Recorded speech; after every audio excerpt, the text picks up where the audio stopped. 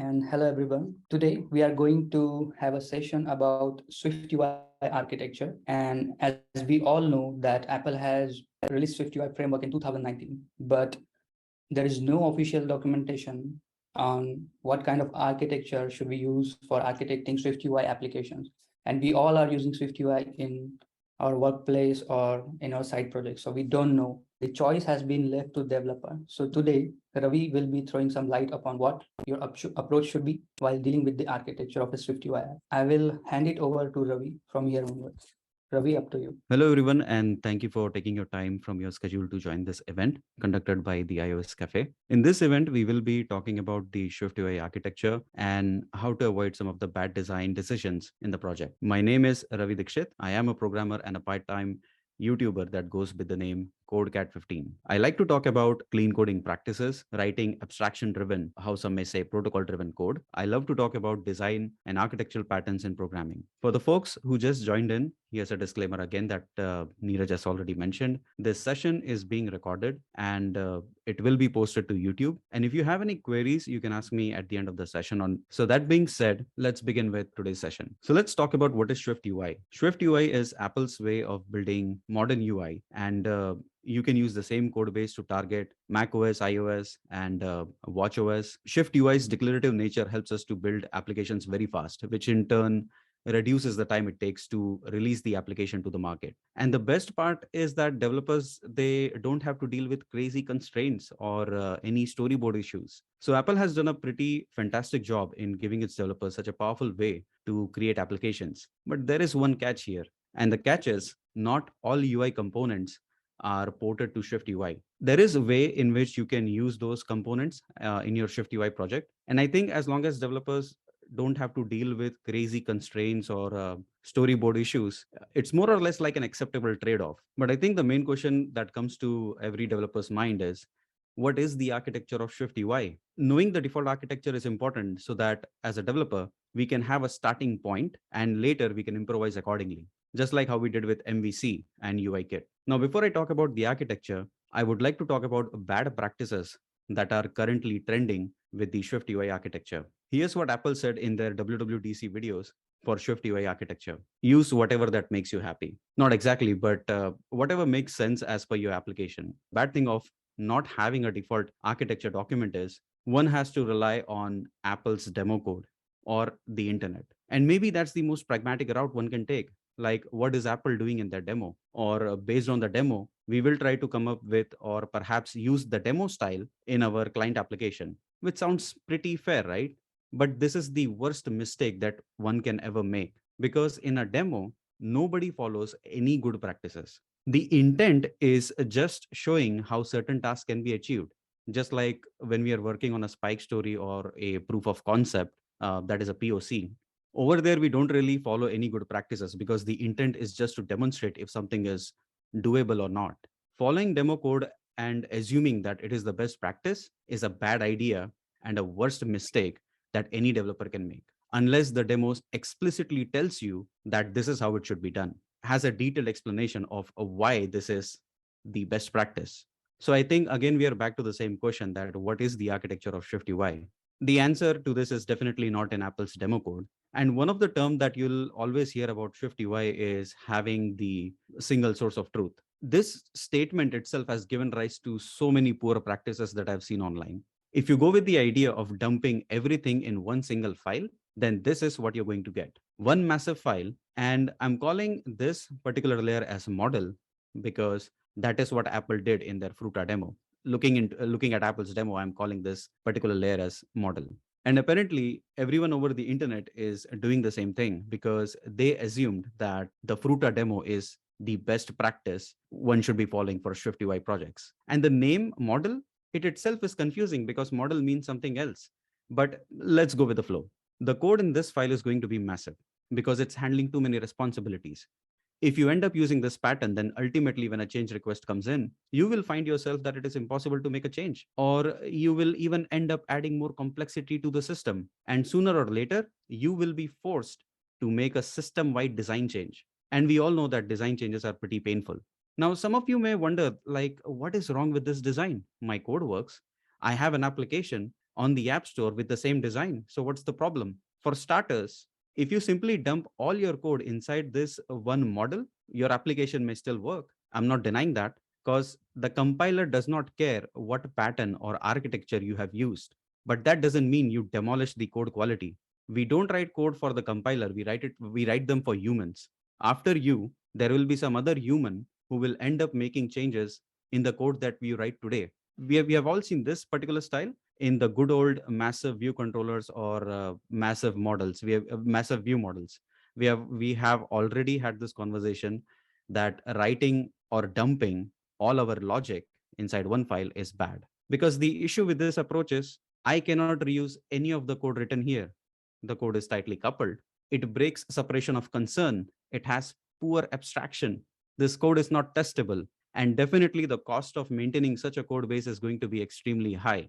And this code is not scalable at all. So in programming, there is a term for such code bases. It's called as spaghetti or noodle code base.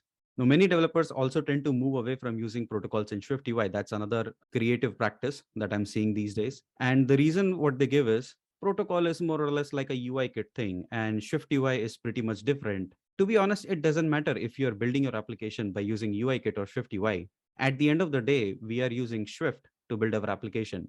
And Swift is protocol driven language, and protocols are used for abstraction. So if you're not writing abstraction driven code, which is the basic essence of Swift programming, then the whole point is being missed. Now, there are bad practices around us, and it's crucial to identify those and not use them in our application, because then we are repeating the same cycle that we had with massive view controllers, massive view models, and now with massive models. And if we are repeating the same thing again, then perhaps we have not learned anything from our past mistakes. So I think now the question comes is like, what is the right way? What I propose is to identify the building blocks in your module and create an independent component of it. This technique is called decomposition, and it's been there for around like decades. Now let's take this example again. Here we can see that everything is there in one single file. We have the validation, we have the API code, and we have some of the database code over here. So this particular layer is dealing with 1, 2, and 3 responsibilities. So if we take out all these responsibilities, then our overall design will look something like this. We have separate blocks, and each of this block will deal with its own individual responsibility. Like this layer over here deals with validation. This layer deals with service calls. This deals with database. But have a look at this. The view is making call to each of this layer. Like the view can make call to the validation layer, it makes call to the service layer, and it makes call to the database layer. So the view over here is pretty smart, because the view can take decisions on what happens next, which layer to call, which ultimately means the view is aware of all the low level components, which shouldn't be the case, because the only responsibility the view should ever have is request data and render that data on the view. That's it. That's the only responsibility. So even if you break even if you break all the responsibilities into several components, if you do something like this, the design is already flawed. So despite we don't have any massive layers, having a smart view that knows about the low level implementation details is a bad design. Now we will fix this eventually, but let's talk about the service layer over here, which can be further broken down. So what we can do is we can use generics and create a reusable utility where we can shift all the common URL session code that makes the API call. And all these service layers can interact with this HTTP utility class. The only outstanding issue we have left over here now is a smart view. To fix this, what we can do is we can introduce an intermediate layer. And once we do that, this is how the entire decomposed layer would look like. So the view is just doing one thing now. It is requesting something. It is requesting to authenticate the user. And this intermediate layer now takes care of all the responsibility. It takes care of orchestrating what happens next. So previously, the view was orchestrating and interacting with all these low-level components. And now this intermediate layer is now interacting with all these low-level components. The intermediate layer in SwiftUI can conform to the observable object protocol, and it can also have publishers which can be tied to the views, so that whenever this intermediate layer publishes a new value, the view can be reloaded accordingly. Now with this decomposed approach, each and every layer has its own set of responsibility. So let's say if tomorrow something changes, like for database, we are using suppose core data, and tomorrow if we want to replace core data with Firebase, then all these layers from your intermediate validation service, HTTP, this 4 layers, and as a matter of fact, even the view, this will not change. The only area of change will be your database. So this is a much cleaner approach where each layer is independent of the other and there are no massive mess. So after identifying the building blocks and creating separate layers for each and every responsibility, we have this. But we have to name this particular approach, right? We have the view, and we will be obviously having models because that is what this intermediate layer would publish. So we have the view, we have the model, and we have this intermediate layer. So perhaps we can call this model view intermediate, MVI. And the benefit of MVI, it is clean, decomposed, testable, loosely coupled, scalable, maintainable, and a reliable pattern. So folks, I present you model view intermediate pattern. No need to get all hyped and high on serotonin, because there is already a pattern, which is MVVM, that is model view view model. And this is how MVVM looks like if it's done right. If the developer avoids decomposition and dumps everything inside the view model, then this is what you end up with: massive, tightly coupled view models, which will grow over the period of time. On the other hand, if you identify the building blocks and make independent layer of its own, then you get something much better to start with. A decomposed version of MVVM can be a good start to for your for you to write clean code. And when we talk about SwiftUI, we always talk about having a single source of truth. And I have also read, some of the blogs where they say that the view model is not a single source of truth. Well, it is a single source of truth because your view is going to get data only from the view model. How the view model gets the data, the view is not concerned with that, because that is not something that the view should even be aware of. So a decomposed version of MVVM can be a good start for you to write clean code. The view model over here is acting as a single source of truth. And even in UI kit, the view model was the single source of truth for our view controllers. So technically speaking, we are not doing anything new or from what we already know. And in the end, I would just suggest to keep things simple and decoupled. In future, we will be seeing, I know that this session was completely theoretical and there was no code. That is something which we are saving for some other session. And in the future, we will be seeing a couple of more sessions like this, where we kind of like talk about architecture and how to perform dependency injections and stuff like that with SwiftUI. And on that note, these are my social handles, and I am ready for your questions. Thank you, Ravi. It was an information-packed session by you. And let's go to the questions now. Anybody who wants to ask the question can unmute themselves and go straight ahead. Okay. Hello, Ravi. How are you? I have a question because SwiftUI is always a observed type. Is observed and all other stuff. In UI kit, we have to make it observable. If we work in a UI kit, we have to make it observable. But Right. SwiftUI is already observed object. I think it's SwiftUI is already MVVM, or UI kit not following that pattern. Well, that's a good question. Thank you so much for asking. I would say no, because if you look at the SwiftUI view, the view is not observable at all. You can use, obviously you can use state properties at publishers.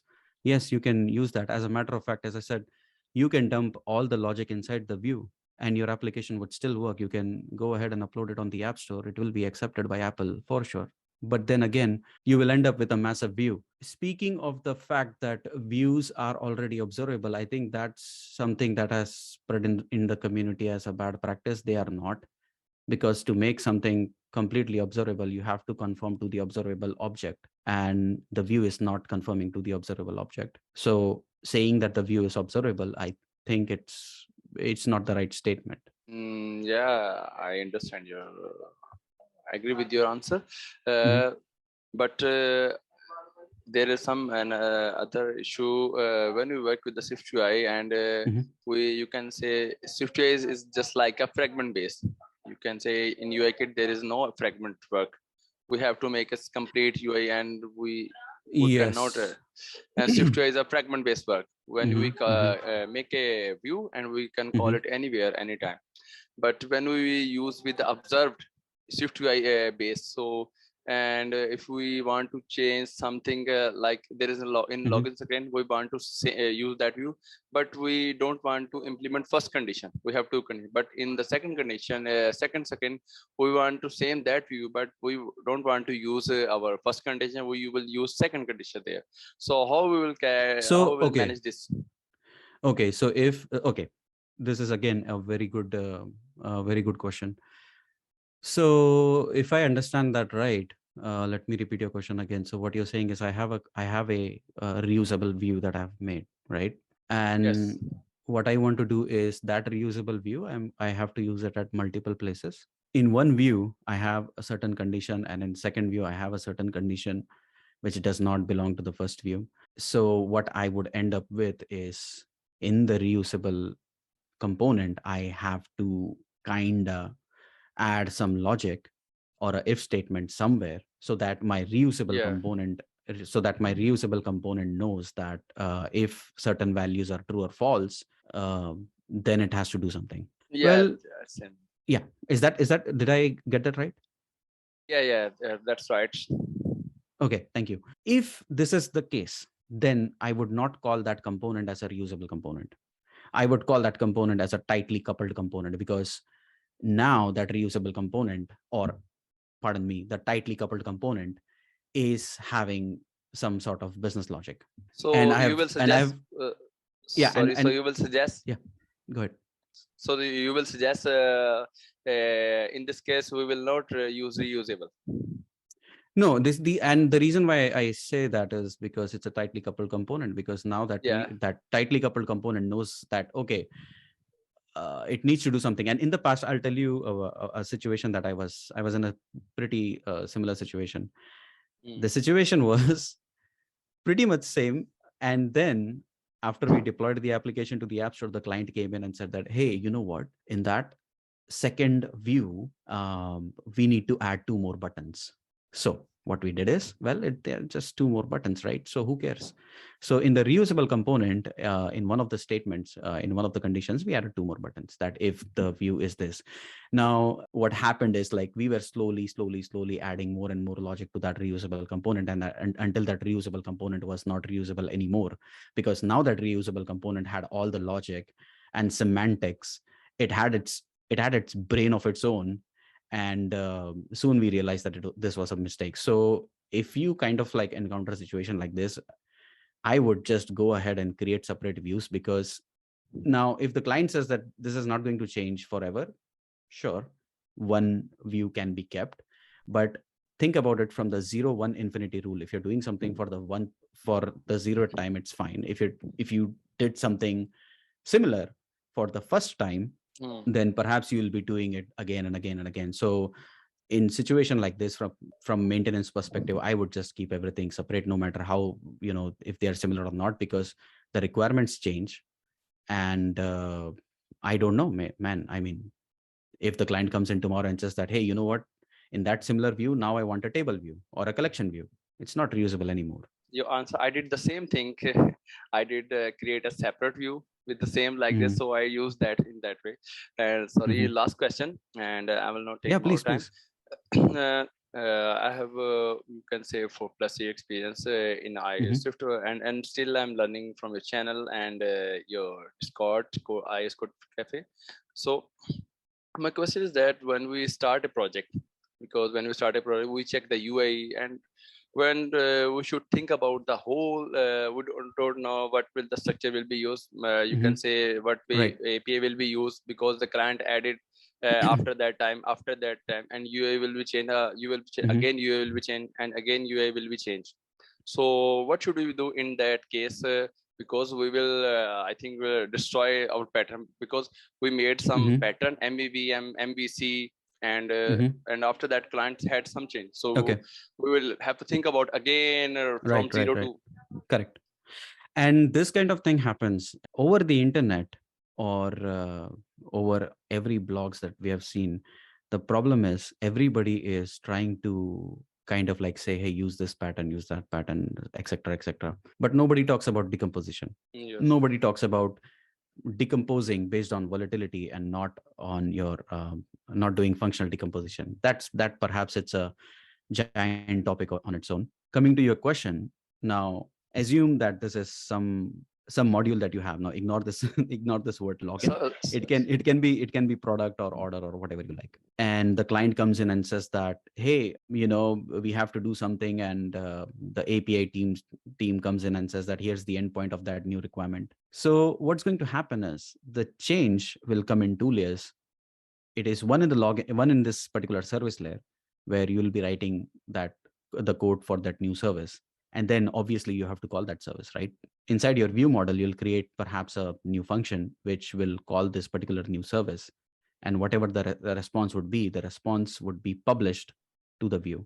So this way, your area of change is login service, because obviously you have to consume that service, not login but service, right? And the view model, where you have to go ahead and call that particular service, and then you can also write unit tests for your service for that new endpoint with passing good, bad, and nil values. And then you can and then also you can have integration tests, because obviously you cannot directly call a service. You have to make sure that whatever input parameters are coming from the view, they are validated, because you don't want to pass bad data to the service. So what the view model does is, like, first it will make the call to the validation layer, stating that is the data valid. You'll get a result, and then you'll make a call to the login service. And it's kind of like not mandatory that you validate each and everything. For example, if I'm getting an ID from the server, you can directly pass in that ID. But if you are forming a particular data, like a login form or a registration or something like that, in that case, obviously it becomes pretty a need that yes, all that data needs to be validated before it is sent to the server.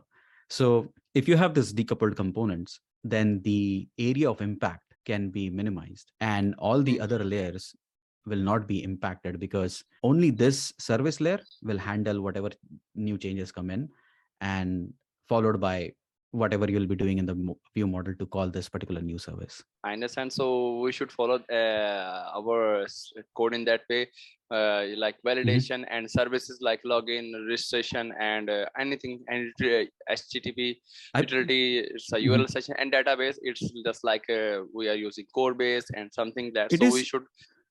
Right. It is more or less, think about it from a decomposition perspective. Do not think about it like you can. I mean, to be honest, I can call this pattern as Scooby-Doo or Popeye the Sailor Man. It doesn't matter, right? As long as it is decomposed, I can handle any change that is thrown into this particular structure. Thank you so much, Ravi. Yeah, no problem. Thank you for asking question. Hello, Ravi. Harsh, this side. Hey, Harsh. Apple announced new navigation in iOS 16. Yes. How do we yes. manage, like keep navigation separate and keep routing away from the, like how do we manage navigation overall? Not by using coordinator pattern, of course. Right. I actually, I have not kind of like looked into some complex navigations as of this moment. And what I do with my code base is like I have navigation code across my application, because I haven't encountered complex navigations. I have did notifications, and I have like went directly to a view, and I have my stacks and everything maintained.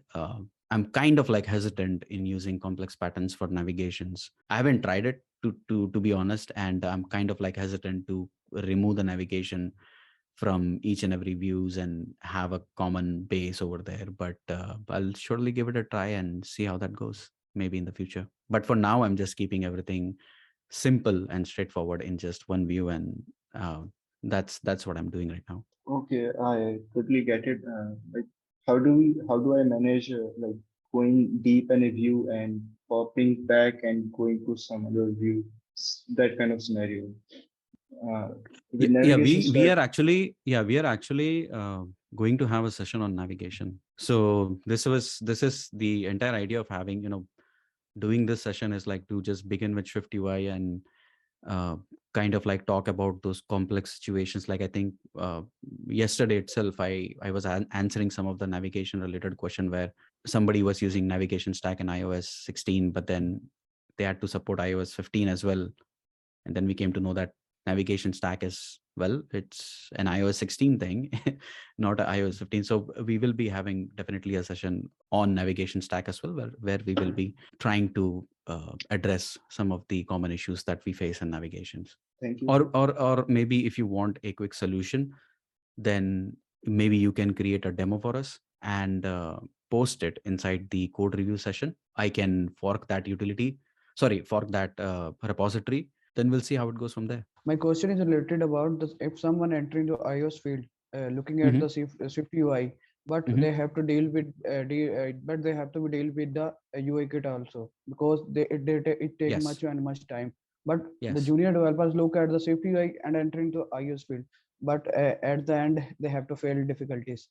What you tell about us, the junior developers go for Swift UI only and wait for the work it mature more. This is interesting. And if you ask few folks on the internet, they are just going to say that you have to begin with SwiftUI because UI kit is, your UI kit is dead. This is the future. SwiftUI is going to do this and that. And hey, here's a $25 course that I have on SwiftUI. You might want to get this. Uh, when Swift came in 2015, everybody was saying that Objective-C is going to die. Objective-C is dead, blah, blah, blah. And it's 2022. Objective-C is still around. We have maintenance project. Well, not too much of Objective-C, but yes, it is still around. Again, I see that the same cycle is being repeated, that everybody is kind of like saying that Apple is not paying attention to UI kit and this and that. And if you go into the job market, the job market expectation is that you should know everything. You should know UI kit, you should know Swift, you should know Swift UI, you should know how to write test cases, you should know how to create a pipeline, you should know how to write performance driven code and whatnot. My general suggestion is learn both. Learn UI kit as well as Swift UI. You can start with UI kit first, and then you can go with Swift UI. The reason why I'm saying UI kit first is because in UI kit, you have constraints and storyboards and whatnot. There is a learning process to all of those activities that you do with UI kit. With Swift UI, the storyboard and the auto layout constraints are removed. So basically Swift UI kind of like takes care of all that for you.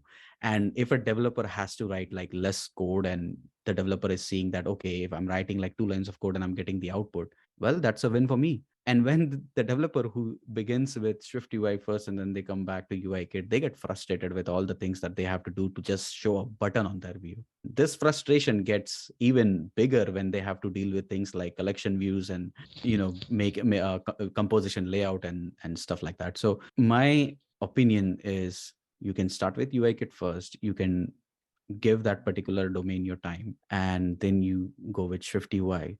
And because then you'll have more information to compare with. If a fresher is coming directly and starting with Swift UI, and then this developer is going in the job market, and in the job market, the very first question is like, okay, how will you make what is auto layout constraint? This developer is going to be rejected because this developer doesn't know about auto layout constraint. For your for conducting this session, and Mhm. for your video also on a YouTube. That will great helping me in growing in iOS. Other thing, as Um, you also mentioned, that in a market, in a job section, so everyone needs everything from the single person, right? Mhm. So how can we have to manage that?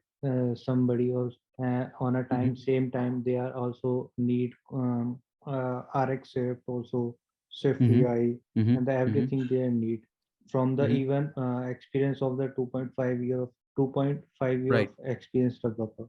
And same Mhm. thing they demand from the 6 to 7 year of experienced developer. If you're expecting that, let me give an example. Most of the developers these days, or most of the folks that kind of like use this RX Swift or Viper or Coordinator and whatnot, is when you ask them like, okay, tell me, why are you using this? They will not have an answer. They'll just say that, man, this was asked to me in an interview, and I was not able to answer this, so I must implement this. Any person who implemented Viper or uh, RX Viper these days, that's another creativeness that I have got to witness. And if you're expecting that a 2 years freshers will know it all, I think that's a wrong expectation. There are some companies which are kind of like, they give you training like okay, you don't know Viper or you don't know RX Swift, don't worry about it. We are going to give you 2 months training on it, and then we are going to put you on a project. And I think that's a fair trade. But yeah, I do know that some companies, they expect a lot of things from a freshers, and that's a bad expectation. And So I'm having a question that it's around 1.5 years. I'm doing my Mhm. job as a iOS developer. Mhm. Now, when I wanted to switch, they are asking like the DS as well, the iOS as well, and right now I'm learning like Yep. SwiftUI as well. So I'm a bit confused that what should I do, like data structures, like the going deeper inside the Mhm. Swift Mhm. and SwiftUI, the latest frameworks as well. So what should I do? Like Right. a bit confused. I think this is something that the developers have got it on themselves, because if you remember, when we had COVID and eventually companies were starting up, there was a massive resignation that we seen, and these companies had tremendous amount of funds. Like I was seeing a 2 years experienced developer getting a package of 55 to 60,000. I was like, man, that's pretty amazing. And this is like pre 2021 time, when offices were just announcing that, they're going to open, and we saw this mass resignation. Now the problem became is like, if now so many candidates were coming in, and the company needed to filter them out. So how does the company filter them out? By taking aptitude test, by taking DSAs, and then taking the actual round. It can be a machine round, or it can be anything that the company decides, because each and every company has their own standards of taking interview. This DSA thing is going to remain, I think, forever, because now this has kind of like became a norm, has become a norm in the interview process. DSA is a pretty huge topic of its own, and the more you learn, the more you'll realize that there is a lot of topics that you have to learn. And the same goes with Swift, or even as a programming, as a matter of fact. Learning is something that never stops. So if you want to tackle this, I would suggest like start with solving one DSA problem, either on Lead Code or Hacker Rank. Solve two questions. One is from Hacker Rank and one is from Lead Code. And make a timetable, just like how you did when you were in school. So make a timetable, not maybe every day, but perhaps, on the weekend, allocate some time for learning something new, be it SwiftUI or Swift, or perhaps improvising your old code base. So plan it accordingly, create a timetable, and eventually I think things will start getting better. Okay, thank you so much. Okay, guys, because of time constraints, that would be all for today. I hope like you like this session. And if you have any further questions, then you can ask them in the relevant channels of Discord server, iOS Cafe. So thank you for joining us today and listening with patience. And we will keep bringing on such sessions for you. That being said, bye-bye. Thank you. Bye bye.